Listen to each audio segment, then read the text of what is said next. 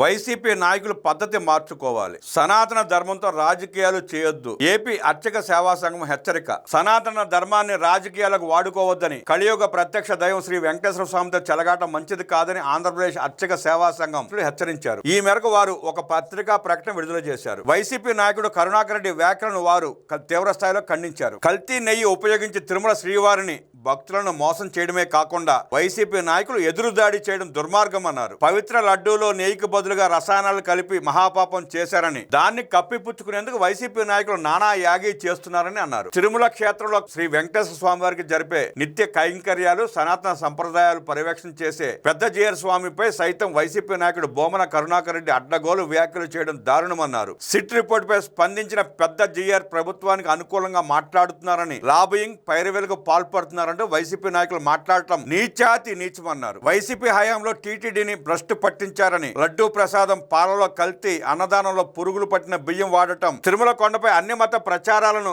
నియంత్రించలేకపోవడం వంటి తప్పిదాలు మరుగున పెట్టి పెద్ద జీఆర్ స్వామి మమ్మల్ని విమర్శించారని అనటం హాస్యాస్పదం అన్నారు. ప్రపంచ వ్యాప్తంగా నిత్యం కోట్లాది మంది సేవలు అందుకున్న శ్రీ వెంకటేశ్వర స్వామి వారి సంప్రదాయాలను పర్యవేక్షించే పెద్ద జీఆర్ స్వామి వారిని, మఠాలను, పీఠాధిపతులను విమర్శించడం, వాళ్ళని రాజకీయాలకు ముడిపెట్టడం హర్షణీయం కాదన్నారు.